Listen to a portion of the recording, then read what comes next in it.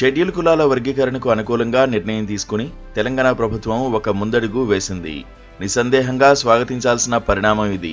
30 ఏళ్లుగా వివిధ రూపాల్లో తెలుగునాట అనేక ఆందోళనలకు కారణమైన ఎన్నో చిక్కుముడ్లున్న సమస్య పరిష్కారానికి ఒక దారి ఏర్పడింది. ఏ జటిల సమస్యకైనా 100కి 100 పాళ్లు అందరికీ ఆమోదకరమైన పరిష్కారం ఉండదు. మొత్తం ఎస్సీలను 3 సమూహాలుగా చేసి 1, 9, 6% చొప్పున రిజర్వేషన్లను కేటాయించడంపై అసంతృప్తులు, అసమ్మతులు ఇప్పటికే కొన్ని వినిపిస్తున్నాయి. ఇవి రానున్న రోజుల్లో ఏ రూపం తీసుకుంటాయో ఇప్పుడే చెప్పలేం. కాలక్రమేణా సద్దుమణగనూవచ్చు, కొత్త వాదనలతో కొంతకాలం కొనసాగనూవచ్చు. ఏ సామాజిక సమస్య నిరంతరం వాద ప్రతివాదాలతో సంఘర్షణాత్మకంగా కొనసాగాలని ఎవ్వరం కోరుకోం. సమస్యలను సాధ్యమైనంత మేరకు తక్కువ అసమ్మతితో పరిష్కరిస్తూ ముందుకు వెళ్లాలనే అనుకుంటాం. వర్గీకరణ రాజ్యాంగబద్ధమేనని చెబుతూ తీర్పునిచ్చిన సుప్రీంకోర్టు కొన్ని హెచ్చరికలను, షరతులను పెట్టింది. కుల జనాభాకు అనుకూలంగా రిజర్వేషన్ల శాతాన్ని నిర్ణయించకూడదు అన్నది అందులో ప్రధానమైంది. రిజర్వేషన్లు వర్తింపజేసే అన్ని రంగాల్లో ఒక కులం బాగా వెనుకబడి ఉందని గణాంకాల ఆధారంగా నిర్ధారించుకుని ఆ వెనుకబాటిని అధిగమించడానికి ఎంత శాతం రిజర్వేషన్లు అవసరమో అంత శాతం మాత్రమే ఉండేలా చూడాలని స్పష్టం చేసింది. జనాకర్షణ రాజకీయాల కోసం రిజర్వేషన్ల శాతాలను నిర్ణయించకుండా ముందుగా కట్టడి చేసే ఉద్దేశంతో సుప్రీంకోర్టు దీన్ని నిర్దిష్టంగా పేర్కొంది. ఒకవేళ ఏ రాష్ట్ర ప్రభుత్వమైనా దీనికి భిన్నంగా రిజర్వేషన్ల శాతాలను నిర్ణయిస్తే కోర్టుకు రావచ్చని స్పష్టం చేసింది. న్యాయ సమీక్ష ముందు రిజర్వేషన్ల శాతాలు నిగ్గు తేల్చాల్సి వస్తుందని హెచ్చరించింది. ఈ పార్టీ ఆ పార్టీ అనే తేడాలు లేకుండా జనాకర్షణ, ఓట్ల రాజకీయాల కోసం నిర్హేతుక నిర్ణయాలు తీసుకుంటున్న నేపథ్యంలో సుప్రీంకోర్టు పెట్టిన షరతులు, చేసిన హెచ్చరికల్లో ఔచిత్యం లేదని అనుకోలేం. ఈ నేపథ్యంలో వర్గీకరణ సమస్యపై జస్టిస్ షమీమ్ అఖ్తర్ కమిషన్ ఇచ్చిన నివేదిక మొత్తాన్ని ప్రజల ముందు పెట్టి ఉంటే సముచితంగా ఉండేది.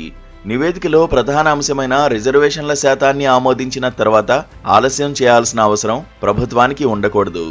రిజర్వేషన్ల శాతం నిర్ధారించడానికి ప్రాతిపదికగా ఉన్న సమస్త సమాచారాన్ని వెంటనే బయటపెట్టడం వలన అపోహలు, అపార్థాలు తొలగిపోతాయి.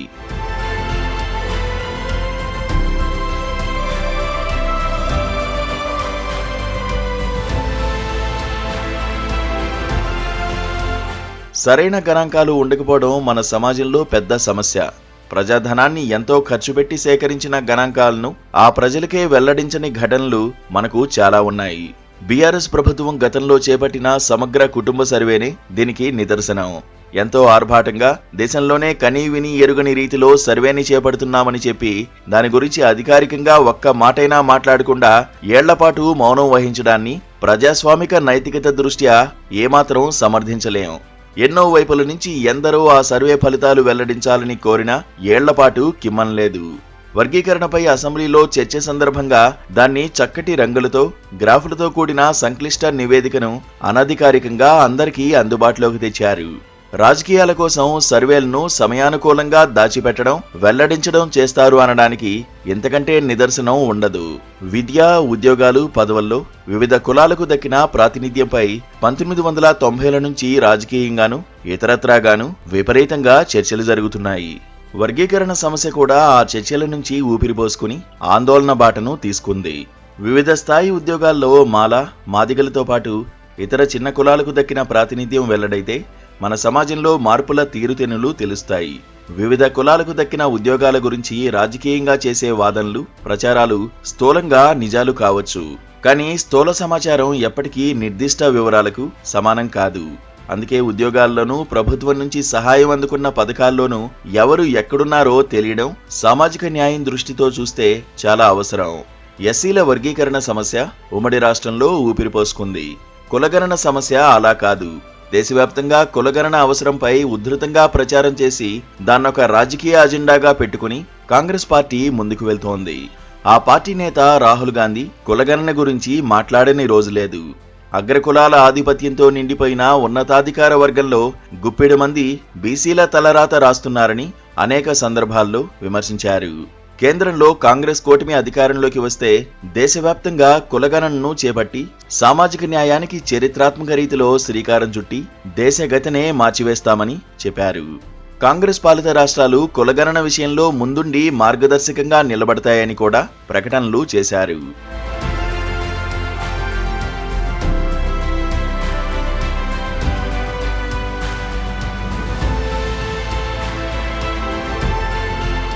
ఇందులో భాగంగానే తెలంగాణలోని కాంగ్రెస్ ప్రభుత్వం కులగణనను పూర్తి చేసింది. కొంతమేరకు ఫలితాలను వెల్లడించింది. సమాచారం పాక్షికంగా వెల్లడించడంతో తెలంగాణ సామాజిక ఆర్థిక ముఖ చిత్రాన్ని ఇప్పటికీ పూర్తిగా తెలుసుకునే అవకాశం లేదు. ఒక్క కులాల వారీ జనాభాకే పరిమితం కాకుండా సామాజిక, ఆర్థిక, విద్య, ఉపాధి, రాజకీయపరమైన వివరాలను సమగ్రంగా వెల్లడిస్తారని కాంగ్రెస్ నేతలు పదే పదే చెప్పారు. గోప్యత దృష్ట్యా వ్యక్తిగత వివరాలు వెల్లడించలేమని ముఖ్యమంత్రి రేవంత్ రెడ్డి చెప్పడాన్ని ఒక కోణం నుంచి విమర్శించలేం. ఫలానా వ్యక్తికి ఇన్ని ఆస్తులు ఉన్నాయి, ఇన్ని వాహనాలు ఉన్నాయి, ఇన్ని భూములు ఉన్నాయి, ఇన్ని భవనాలు ఉన్నాయి అని పేరుతో సహా వెల్లడిస్తే సమస్య వస్తుంది. గోప్యతకు భంగం కలుగుతుంది.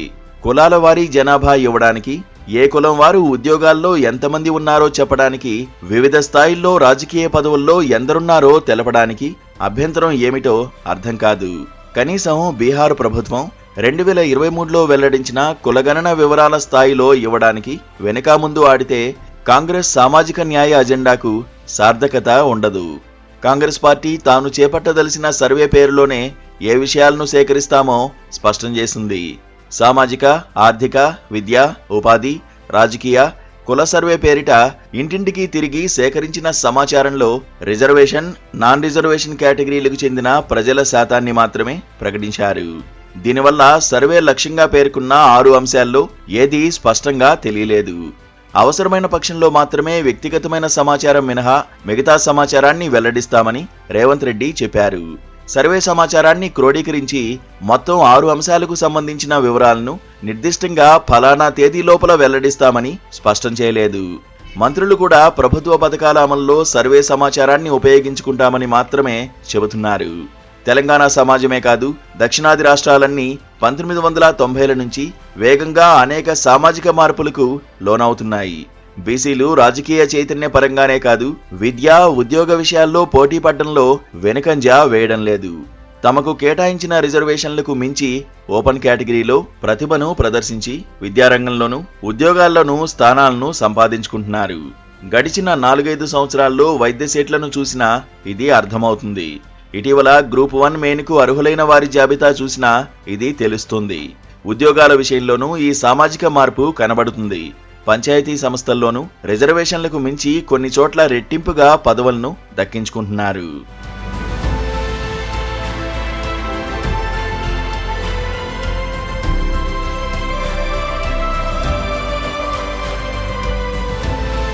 పోటీపడి ఉద్యోగాలను దక్కించుకోవడం ఆహ్వానించే పరిణామమే అయినా దానికి సంబంధించి కూడా పరిశీలించాల్సిన అంశాలు ఉన్నాయి. బీసీలకు సంబంధించి కూడా 3-4 కులాలు మాత్రమే ముందున్నాయా అన్నది తెలుసుకోవడం కూడా కీలకం. బీహార్ సర్వే వల్ల వెల్లడైన నిజం అదే. ఓబీసీల్లోని 4 కులాలే ఉద్యోగాలు, పదవుల్లో సింహభాగాన్ని అక్కడ దక్కించుకున్నాయి. సంఖ్యరీత్యా ఎక్కువ ఉన్న ఈబీసీలకు ఎక్స్ట్రీమ్ బ్యాక్వర్డ్ క్లాస్ అతి తక్కువ స్థాయిలో ప్రాతినిధ్యం ఉంది. ఇలాంటి అసమానతలను సరిదిద్దడానికి ప్రజల ముందు సర్వేకు సంబంధించిన సమగ్ర సమాచారం పెట్టడం చాలా అవసరం. నిజానికి బీహార్ అనుభవాన్ని దృష్టిలో ఉంచుకుని మరింత సమగ్ర సమాచారాన్ని అందుబాటులో ఉంచితే కాంగ్రెస్ పార్టీకి దేశవ్యాప్త సామాజిక అజెండా ప్రచారానికి బాగా పనికొస్తుంది. సామాజిక, ఆర్థిక, కుల సర్వేలకు సంబంధించి సమాచారం వెల్లడించడానికి రాజకీయ సమస్యలు ఉంటాయి, కాదనలేం. కర్ణాటకలో ఎప్పుడో సిద్ధమైన కుల సమాచారాన్ని ఇప్పటికీ అక్కడ వెల్లడి చేయలేకపోతున్నారు. ముఖ్యమంత్రి, ఉప ముఖ్యమంత్రి మధ్య ఈ విషయంలో ఏకాభిప్రాయం లేదు.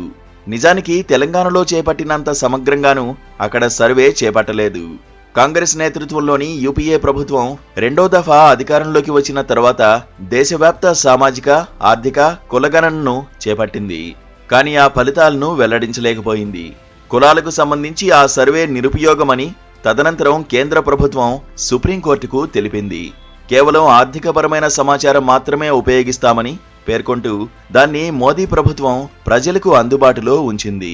1931లో బ్రిటిష్ ప్రభుత్వం జనాభా లెక్కలతో పాటు చేసిన కులాల లెక్కింపును ఆధారం చేసుకునే ఇప్పటి వరకు ఎవరి సంఖ్య ఎంతో తెలుసుకుంటున్నామని, తాము తెలంగాణలో చేసిన సర్వేతో ఆ ఇబ్బంది తొలగిపోయిందని రేవంత్ రెడ్డి అన్న దాంట్లో నిజముంది. కానీ బ్రిటిష్ ప్రభుత్వం ఆ కుల లెక్కలు అందరికీ అందుబాటులో ఉంచింది. ఇప్పుడు కావాల్సింది ఆ అందుబాటే. సామాజిక మాధ్యమాల విజృంభణ వల్ల కులాలకు సంబంధించి వెల్లడించని సమాచారంతో చేటు ఎక్కువ, ఫలితం తక్కువ.